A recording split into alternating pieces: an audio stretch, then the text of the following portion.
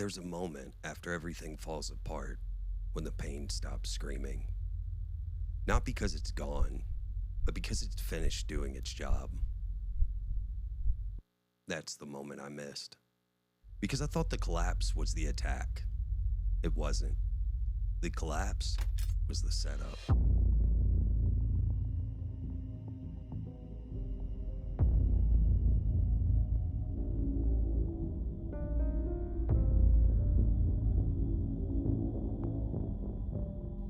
By the end of what you saw in Numb, I wasn't just broken, I was neutralized.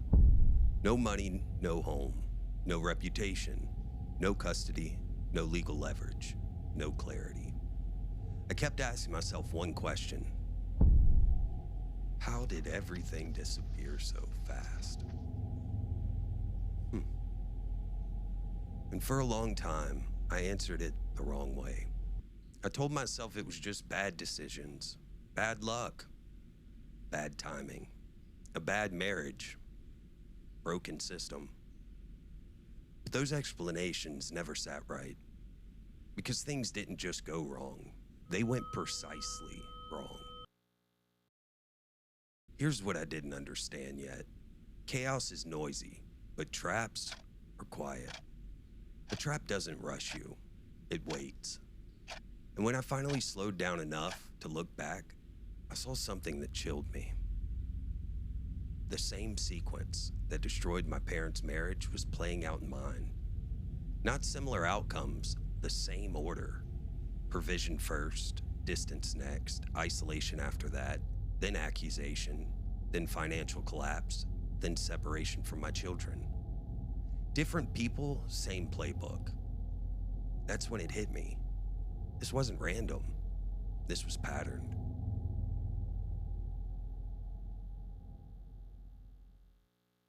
The enemy didn't just want my marriage. He didn't even want my money. Those were tools. The real target was my ability to fight, because a man with money can hire an attorney. A man with stability can retain custody. A man with support can withstand accusations. So those things were removed first, one by one, quietly, legally. And by the time I realized what was happening, I wasn't standing on a battlefield. I was standing in a cage with the door already closed. This is where numb matters.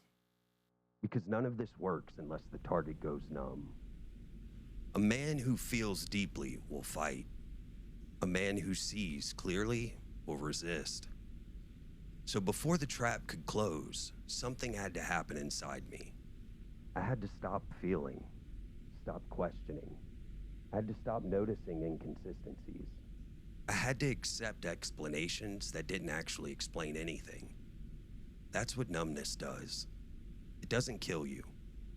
It puts you to sleep while things are being arranged around you. There's something else I need to say carefully. The enemy doesn't always destroy you directly. Sometimes he hands you to a system that doesn't know you. Courts don't see patterns, they see paperwork.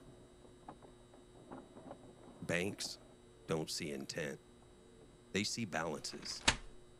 Law enforcement doesn't see history, they see reports.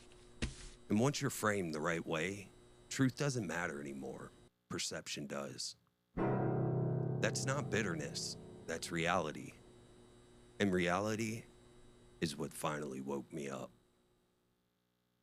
The moment I knew this was spiritual warfare wasn't dramatic. It was quiet. I was sitting alone, no noise, no crisis, no adrenaline. And I realized something terrifying. If nothing changed, this wasn't going to stop. It would just repeat. My kids would grow up with the same confusion I had, the same questions, the same fractures, and the cycle wouldn't care that I meant well. Cycles don't respond to intent, they respond to interruption. Here's the truth I wish I'd known earlier. You don't fall into traps, you're eased into them by familiarity by trust, by distraction, by exhaustion, by numbing. And once you're inside, panic won't get you out. Only clarity will. But clarity doesn't come from effort. It comes from exposure, which is why the enemy always overplays his hand, eventually. And that's where the story's heading next. Episode 4 showed you what numbness costs. Episode 5 shows you why numbness was necessary. Because what came next wasn't about surviving. It was about learning how to fight differently. Not harder, clearer. Because once you see the trap, you stop blaming yourself for being caught, and you start learning how to dismantle it.